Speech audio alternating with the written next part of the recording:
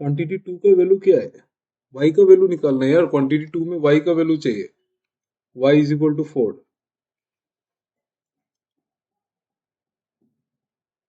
Anyone else who has got the answer? आप लोग to का ही बताओ, चलो वन देखते हैं, टू का बताओ क्या आएगा y का वैल्यू? y इक्वल टू 4 आएगा। Anyone who has any different answer? किसी को अलग है क्या कुछ?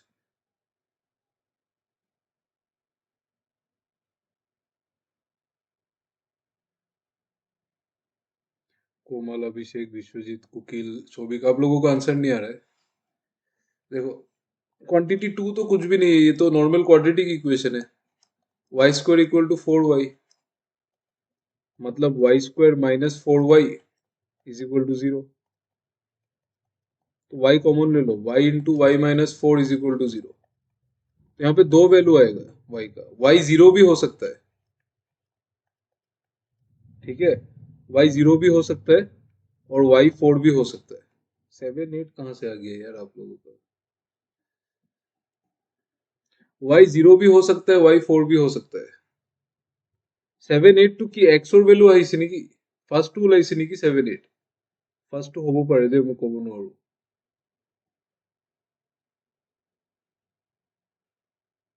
ये तो ठीक है, y का वैल्यू तो 0 और 4 आएगा, दो वैल्यू आएगा, ठीक है, क्योंकि y कॉमन लेके y माइनस 4 तो इक्वल टू 0। तो y भी 0 हो सकता है और y 4 भी हो सकता है, मतलब y ये भी हो सकता है y इक्वल टू 0 और y माइनस 4 इक्वल टू 0। अच्छा, x का वैल्यू ठीक है, ठीक है, ठीक है, ठीक है, देन आई एम सॉरी, ठीक है कुकिल, आपका तो फिर ठीक ही होगा, आप लोगों ने निकाला है तो सही होगा। y तो ये तो 0 और 4 आएगा, ठीक है।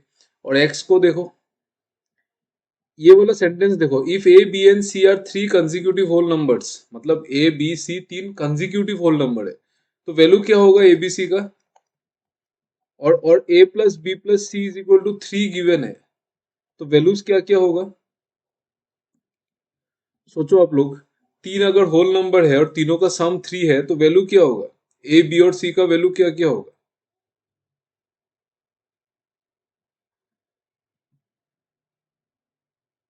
0 1 2 होगा, एग्जैक्टली exactly। तीन होल नंबर है, होल नंबर शुरू होता है 0 1 2 3 4 ये सब।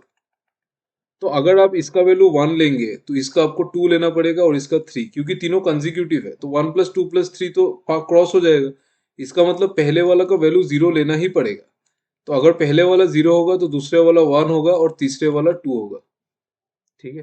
पहले वाला अगर 0 होता है, दूसरे वाला 1, तीसरे वाला 2, तो 0 + 1 + 2 3 होगा। मतलब ए का वैल्यू 0, बी का 1 और सी का 2। यहाँ पे पुट कर दो इस इक्वेशन में। 28 x⁻c, तो c क्या है? स्क्वायर, -15 x⁻b, b क्या है? 1, तो 1 तो नहीं चाहिए, प्लस 2 x⁻0, x⁻0 मतलब 1 इज इक्वल टू 0। तो इसको सॉल्व कर दो। इसको सॉल्व करने पे x का वैल्यू क्या क्या आएगा पता है? x का वैल्यू आएगा आपका 7 और 8, ठीक है। ये मैं सॉल्व नहीं करूंगा, ये आप लोग खुद सॉल्व कर लेना। x का वैल्यू आएगा 7 और 8। अभी आपको बोला है x का ये दो वैल्यू है, y का ये दो वैल्यू है, बट यहाँ पे एक ट्रिप है। यहाँ पे ट्रिप क्या है पता है आपको? यहाँ पे कोएफिशिएंट कंसीडर करना पड़ेगा। ये सब वैल्यू को आपको y का वैल्यू देखो, y स्क्वायर का कोएफिशिएंट तो 1 है, कोई प्रॉब्लम नहीं है, बट x स्क्वायर का तो कोएफिशिएंट है ना 28, तो इसको आप लोग हटा नहीं सकते ना, ये 28 को लेना पड़ेगा। तो एक्स स्क्वायर का जो कोफिशियंट होता है उसको वाई के साथ मल्टीप्लाई करना पड़ता है, तो वाई का वैल्यू चेंज होगा। एक होगा 0 0 0 ही रहेगा और एक होगा 4 × 28, तो मतलब होगा 0 और 1 1 2, ये दो वैल्यू आएगा वाई का। और एक्स का आएगा 7 और 8, ठीक है। तो 7 0 से बड़ा है, 7 7 जो है वो 0 से बड़ा है, बट 1 12 इन दोनों से बड़ा है, so can not be determined. Tell me, is it clear? आ गया समझ में?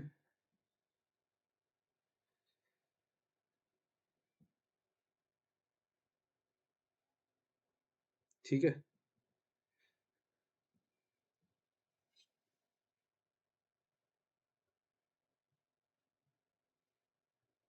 आ गया ना समझ में एवरीवन?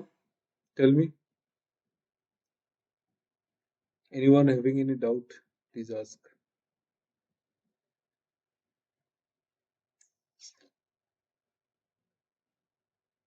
দুটা ইকুয়েশন আছে, दो इक्वेशन को सॉल्व करना है, आंसर निकलना है।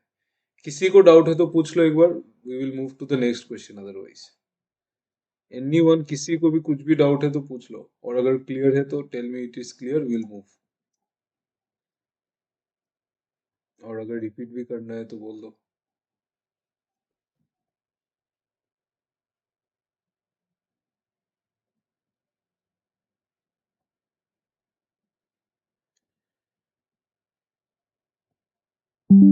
देखो, आपको ना मेंस में ऐसा ही क्वेश्चन मिलेगा।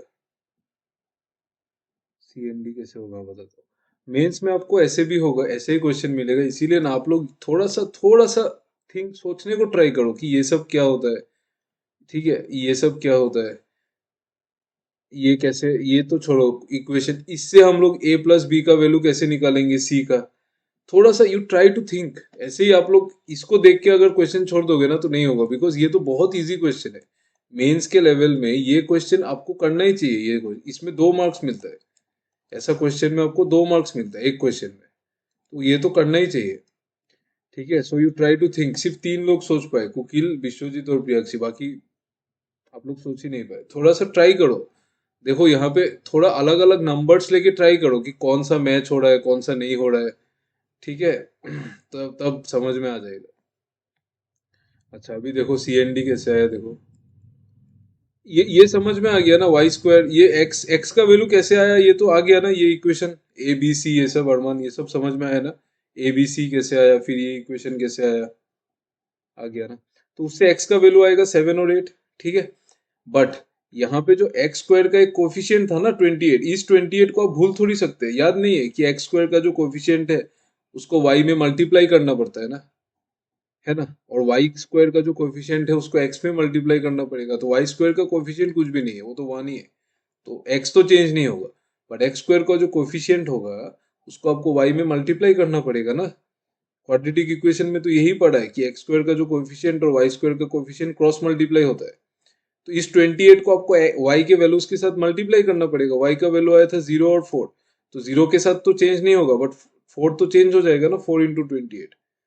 तो उस हिसाब से y जो है 112, वो इन दोनों से बड़ा है।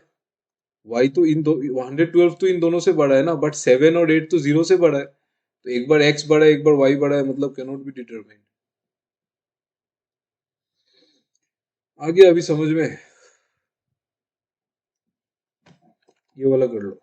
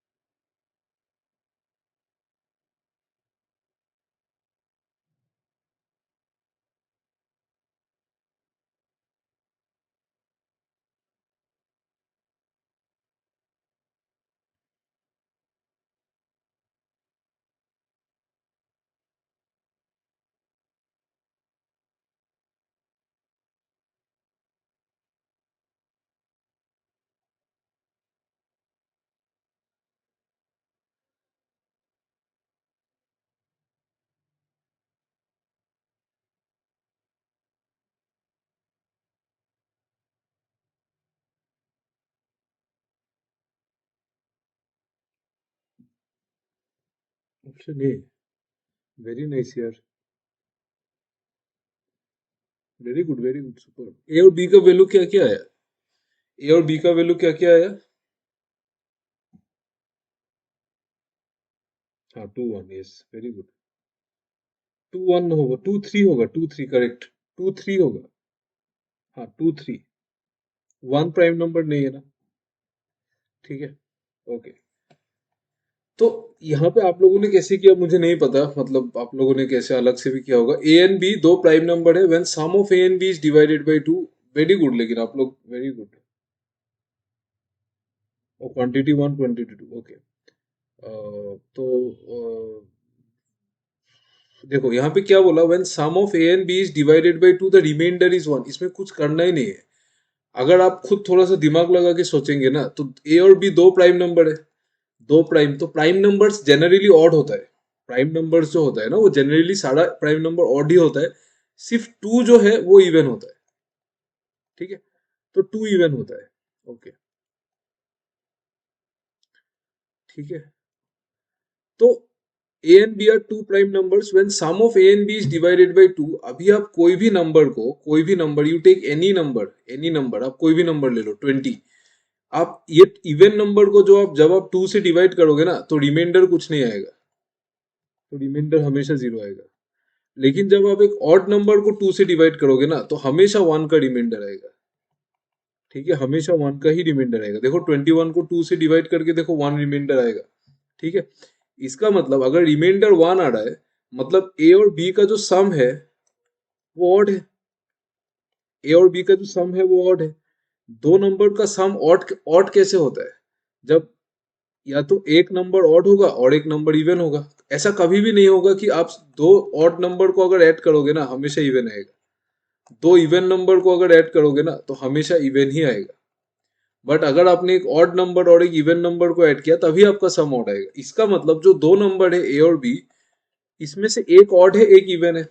ठीक है, उसमें से एक ऑड है एक इवन है। ठीक है, तो A and B are two prime numbers, जिसमें से एक ऑड है एक इवन है। तो ए बी से बड़ा है, तो इवन मतलब एक नंबर तो टू है, तो बी तो डेफिनेटली टू है। ठीक है, बी तो डेफिनेटली टू है, बट ए क्या होगा ना, वो हम लोग बोल नहीं सकते। पता है, ए यहाँ पे श्योर नहीं है कि थ्री होगा। ए थ्री भी हो सकता है, फाइव भी हो सकता है, सेवन भी हो सकता है, इलेवन भी हो सकता है, थर्टीन, सब कुछ भी हो सकता है। समझ में आ रहा है ना? मैं आपको क्यों डीपली समझा रहा हूँ पता है, क्योंकि अगर सपोज कोई क्वेश्चन कुछ और पूछ ले तो, इसीलिए। ठीक है, समझ में आया ना ये चीज? How many of you got this point कि ए का वैल्यू श्योर नहीं है क्या होगा। यहाँ पे कहीं नहीं बोला है कि कॉन्जिक्यूटिव है, नहीं बोला है ना। कॉन्जिक्यूटिव नहीं बोला है, तो ए तो कुछ भी हो सकता है। सिर्फ बी, समझ गया ना? बी क्यों टू होगा, क्योंकि एक तो इवन होगा, और इवन और इवन प्राइम नंबर एक ही है। इवन प्राइम नंबर सिर्फ एक है, वो टू है। बाकी सारा ऑड है। ठीक है, तो सारा अगर ऑड है, मतलब अगर ए बी से बड़ा है, तो obviously smallest prime number B होगा, तो बी तो टू होगा, बट ए कुछ भी हो सकता है। आप कोई भी नंबर ले लो यहाँ से, आप टू के साथ ऐड करके डिवाइड करो टू से, आपका रिमाइंडर वन ही आएगा हमेशा। ठीक है, चलो। तो क्वेश्चन, क्वांटिटी वन क्या बोला है, वैल्यू ऑफ बी। तो quantity one value of B तो श्योर है, टू आएगा। और क्वांटिटी टू क्या बोला है, common factor by which both numbers are divisible. तो एक ऑड इवन नंबर और एक ऑड नंबर के बीच में कॉमन फैक्टर हमेशा वन ही होता है। तो मतलब quantity one is greater than quantity two. ठीक है, आप लोगों का आंसर करेक्ट है, बट वो वैल्यू श्योर नहीं। अगर आपको क्वेश्चन में कुछ और पूछ लेता ना, तब आप लोग थोड़ा फंस सकते थे क्वांटिटी टू में। इसीलिए देखो, वैल्यू ऑफ ए पूछा ही नहीं क्वेश्चन में। मुझे भी पहले लग रहा था कि शायद वो थ्री ही होगा, लेकिन फिर करके देखा तो अच्छा, थ्री नहीं, कुछ भी हो सकता है। ठीक है, is it clear everyone except Arman? बाकी लोगों को समझ में आ गया ना? जस्ट बी क्लियर कि सब पूरा पूरा चीज को समझ लो कि क्या हो रहा है। आप लोगों ने अलग तरीके से किया, नो प्रॉब्लम, बट पूरा चीज को समझ लो एक बार क्या हो रहा है। If the question is different, तब आप फंस जाएंगे। और अभी तो क्लरिकल लेवल में भी पेपर थोड़ा सा टफ ही आ रहा है, मेंस में। ये क्लियर हो गया ना सबको? Everyone please tell me, is it clear?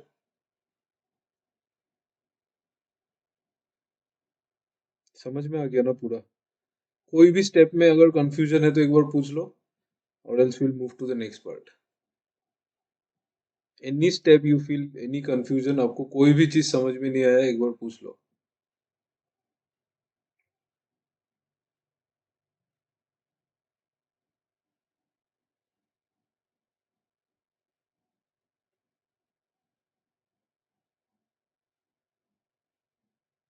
ये क्वांटिटी वाला क्वेश्चन हमेशा आता है, और मैं आपको एक सजेशन दे रहा हूँ आज से ही। आप लोग मेंस दो या नहीं दो, कभी तो दोगे ना, तो आप लोग हमेशा ये क्वेश्चन को टारगेट करना है, ये क्वांटिटी वाला क्वेश्चन। ये इजी है, कम टाइम लेता है, और 2 मार्क्स मिलता है इससे। ठीक है, रादर देन एक लेंदी डिफिकल्ट टू सॉल्व डीआई को करके कोई फायदा नहीं है, छोड़ दो। मेंस में मेन होता है क्वेश्चन सिलेक्शन। आप जो इजी क्वेश्चन चूज करो, जो आपको आता है वो करना है, और ये सब क्वेश्चन तो करना ही है हमेशा, बाई हुक और क्रूक, ये करना ही है। ठीक है, हम लोग थोड़ा दिन बाद डाटा सफिशिएंसी भी करेंगे, तो डाटा सफिशिएंसी जब करेंगे तब आपको समझ में आएगा कि और कौन सा क्वेश्चन मतलब आपको अटेम्प्ट करना चाहिए। बट ये वाला क्वेश्चन हमेशा करना है, क्वांटिटी वन, क्वांटिटी टू। ठीक है, चलो, आई एक्सपेक्ट किसी को डाउट नहीं है। ठीक है, चलो ये वाला क्वेश्चन कीजिए, ये लास्ट है क्वांटिटी का। उसके बाद हम लोग अलग क्वेश्चन में मूव करेंगे, ये वाला क्वेश्चन कर लो पहले, उसके बाद हम लोग एरिथमेटिक देखते हैं।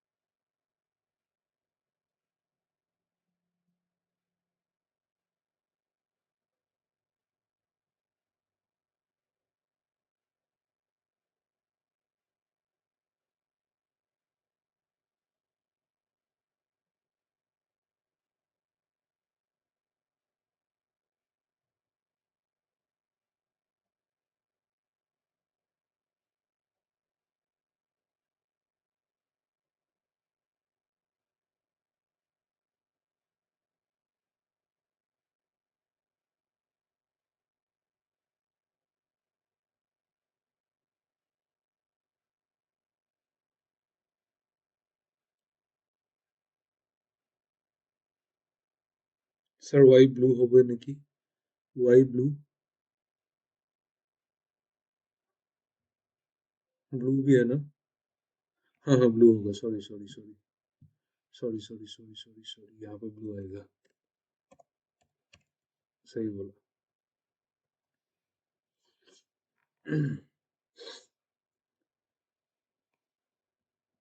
7 red balls, 3 green balls, and Y blue balls. If one ball is drawn at random, the probability of it being blue is 3/8.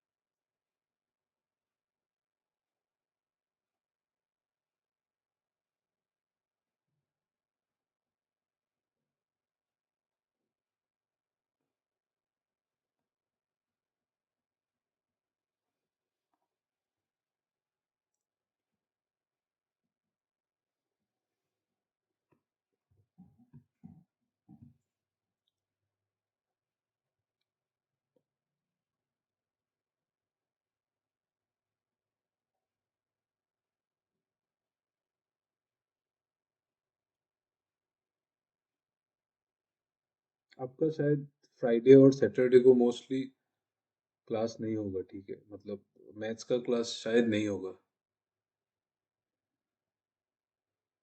सो पहले से ही बोल दिया, फ्राइडे सैटरडे।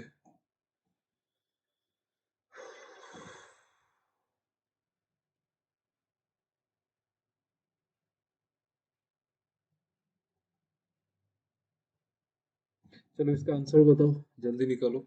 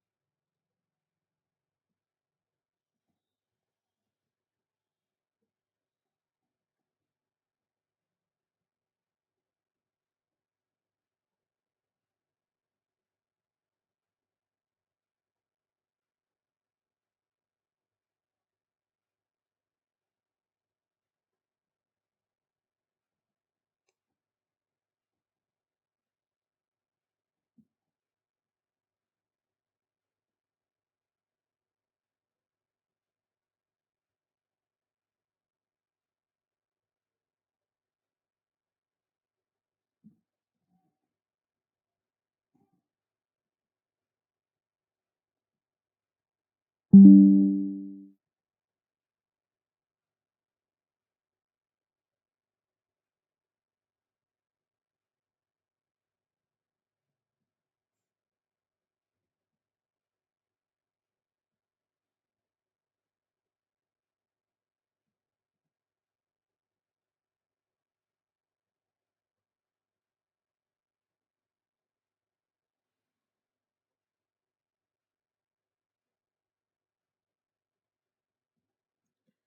प्रॉब्लम हो रहा है इस क्वेश्चन में? वाई का वैल्यू क्या है? ब्लू बॉल्स कितना है? How many blue balls are there?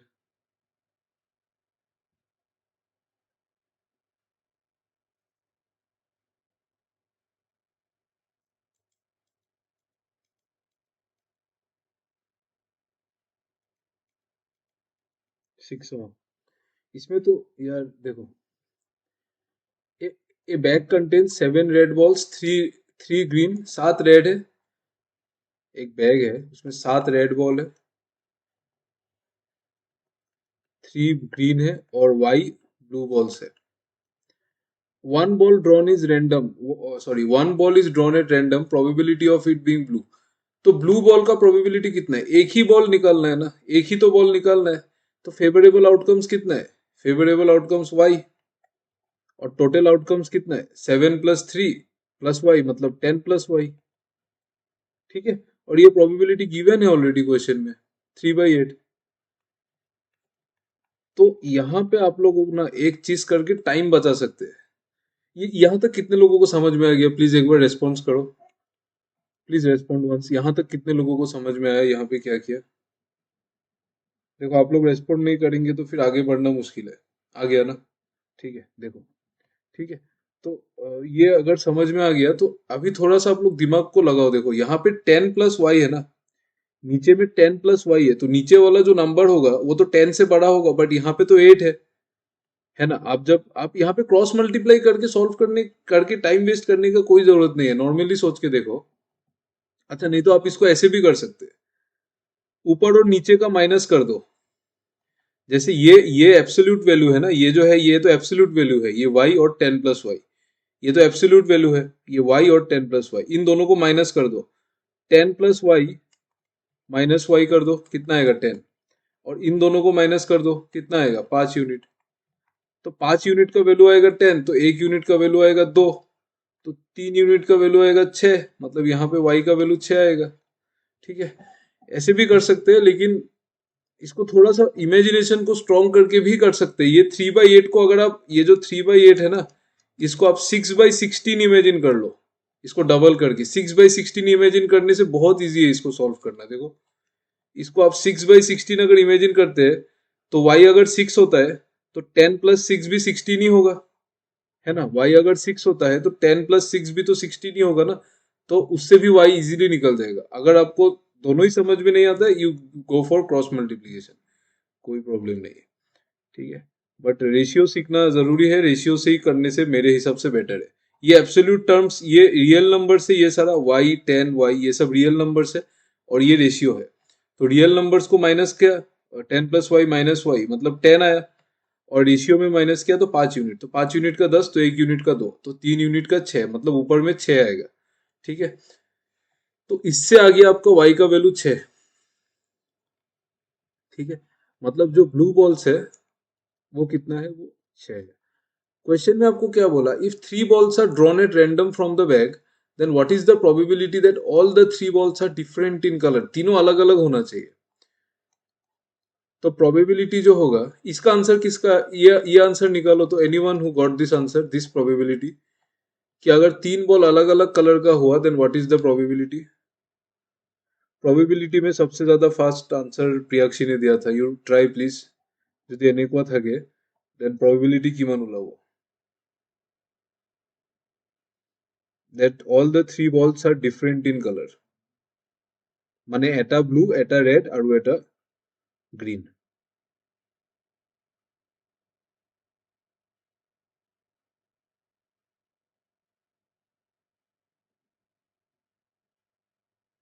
try to find।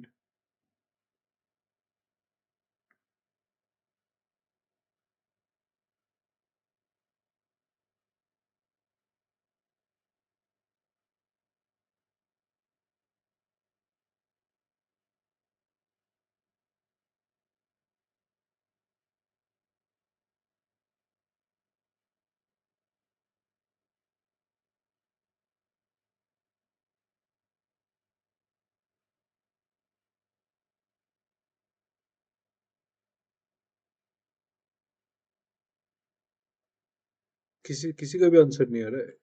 देखो, आपको 3 बॉल उठाना है और एक एक कलर, एक एवरी कलर का एक एक बॉल आना चाहिए, मतलब रेड एक आना चाहिए। फेवरेबल आउटकम्स में देखो, फेवरेबल आउटकम्स में आपको रेड एक चाहिए ना, तो रेड 7 है, उसमें से एक चूज करना है, मल्टीप्लाइड बाई। ग्रीन 3 चाहिए, तो 3 ग्रीन है, उसमें से एक लेना है, मल्टीप्लाइड बाई। ब्लू आपके पास 6 है, इसमें से एक लेना है, डिवाइडेड बाई टोटल आउटकम्स। कितना बॉल्स है टोटल? 7 3 10 16, तो 16 में से 3 लेना है, यही होगा। इसका आंसर कैलकुलेट करो and tell me the answer please. जल्दी जल्दी करो यार, आप लोग बहुत टाइम ले रहे हैं। इसका आंसर कैलकुलेट करके इसका आंसर बताओ।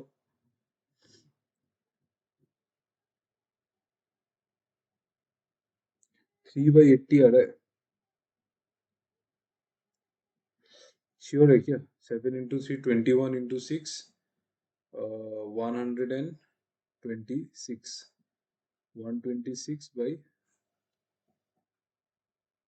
126/16 C3 मतलब 15 into 14,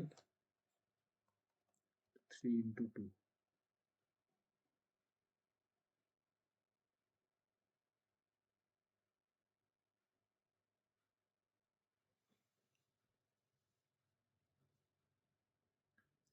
14 से ये कट जाएगा 9 बार, ये 3 से 5 बार, ये 2 से 8 बार।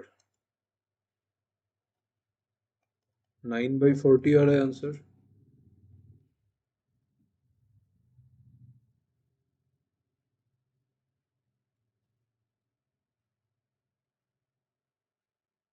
अरे 7 into 3 into 6 126 नहीं होगा। 7C1 कितना होता है? 7 ही तो होता है। और 3C1 3 होता है। और 6C1 6 होता है। तो 21 into 6 तो 126 होगा ना। 9/40, yes.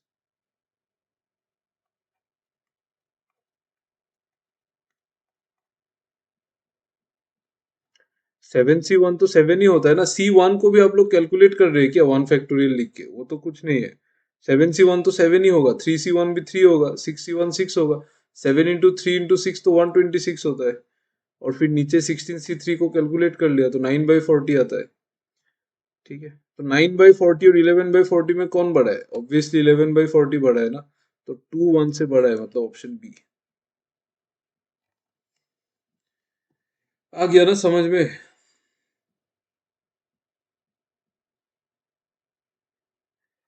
Tell me please, did you understand the question? समझ में आ गया ना पूरा?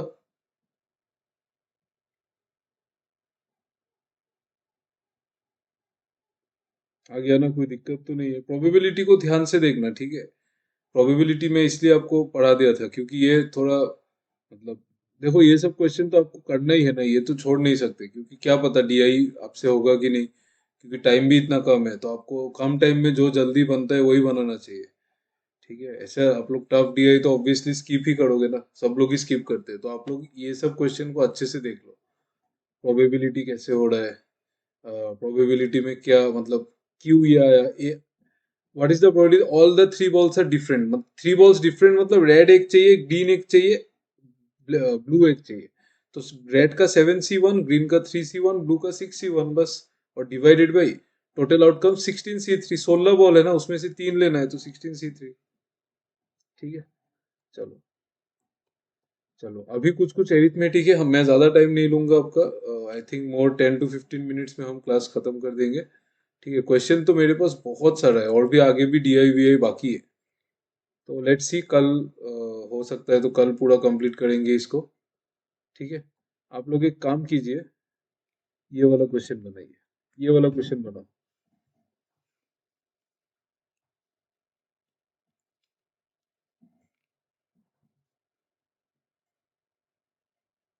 इसका प्लीज आंसर खुद ट्राई करना।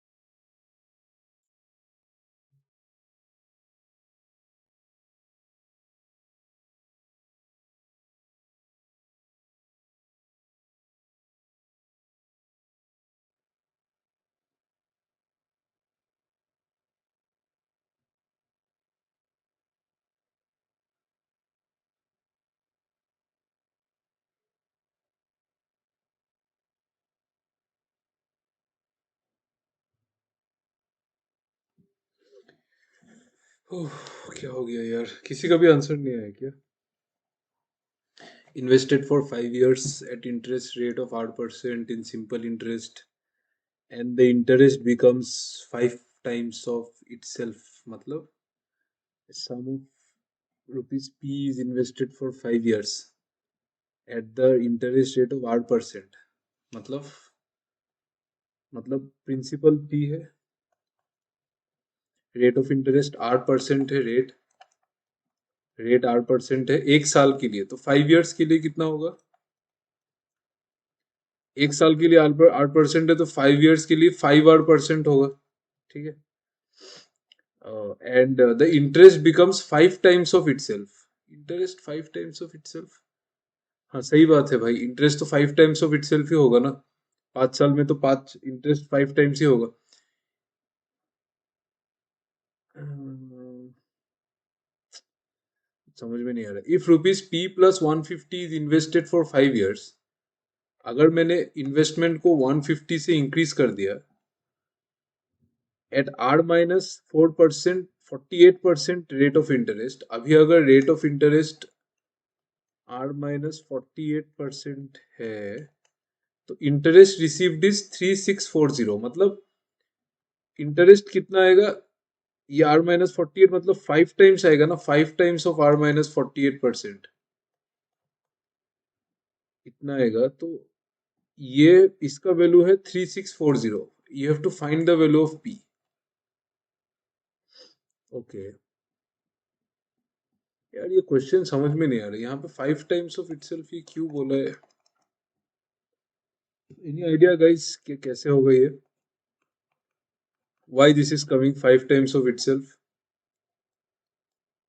Any idea?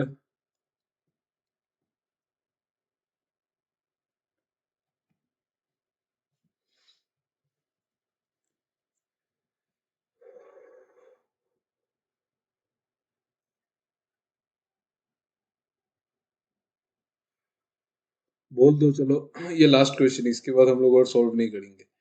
अभी तो बोल दो, यहाँ पे क्यों, ये क्या है? मतलब ये किसी को समझ में आ रहा है क्या? मुझे तो समझ में ही नहीं आ रहा है। इंटरेस्ट रेट अगर ये है and the interest becomes 5 times of itself, मतलब क्या है? वो तो होगा ही ना, 5 साल में तो 5 times होगा, ये अलग से क्यों लिखा है?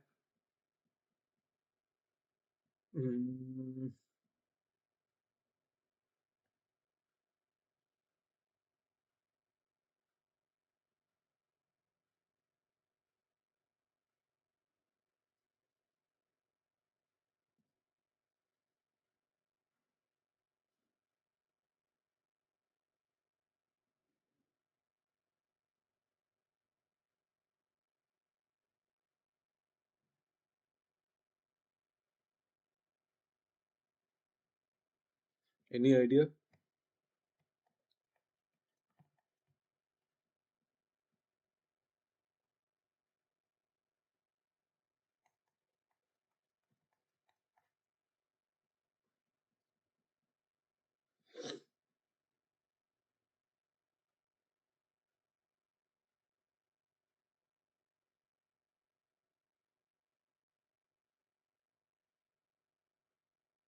बट 5 times ऑफ इटसेल्फ बोला है ना।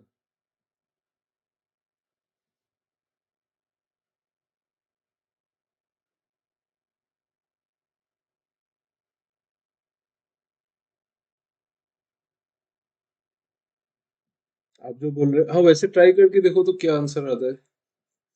इंटरेस्ट अगर 5p है, मतलब इंटरेस्ट 5p होगा 5 साल में, तो 1 साल में p होगा, 1 साल में p हो रहा है मतलब 100% इंटरेस्ट, 100% इंटरेस्ट होगा ना। हाँ वो वाला ट्राई करके देखते हैं, अगर 100% इंटरेस्ट है तो देखते हैं क्या होता है। अगर 100% है तो इधर होगा आपका 52%, 1 साल में 52, तो 5 साल में 260% इंटरेस्ट आएगा। तो ये तो इंटरेस्ट आ रहा है, मीन्स 260% का वैल्यू है 3640।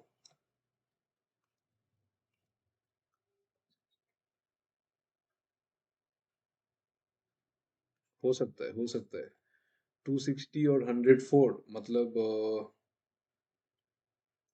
10 और इधर 4 14, तो 1%, तो 100% होगा आपका 1400।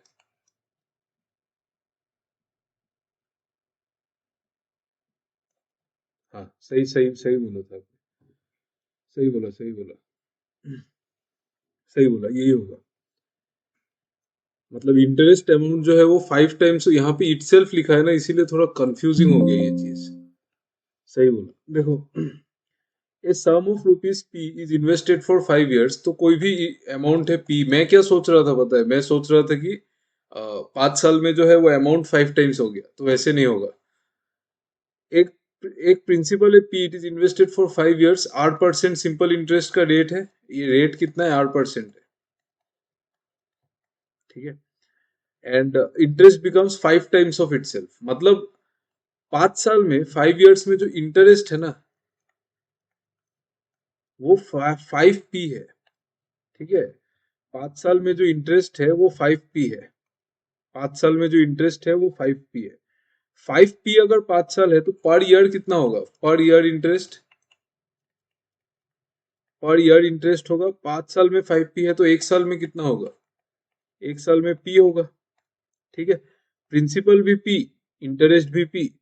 देखो, प्रिंसिपल भी p, इंटरेस्ट भी p, मतलब रेट ऑफ इंटरेस्ट कितना? 100%। जितना प्रिंसिपल है उतना ही इंटरेस्ट आ जा रहा है, तो रेट ऑफ इंटरेस्ट 100% होगा।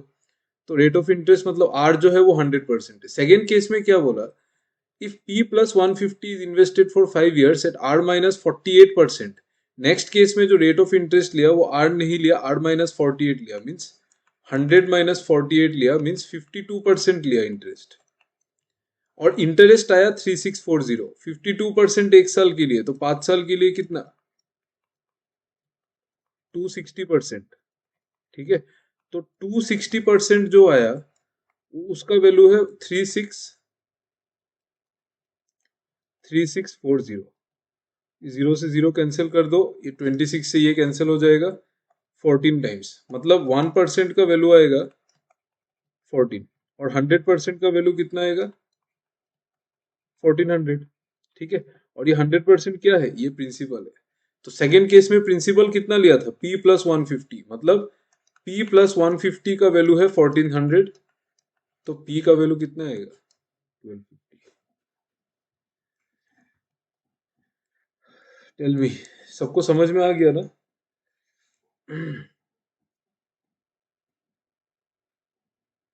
थैंक्स विश्वजीत, जल्दी हो गया, नहीं तो फिर मैं अपना वाला ट्राई करता, फिर वो करता तो टाइम लग जाता। ठीक है।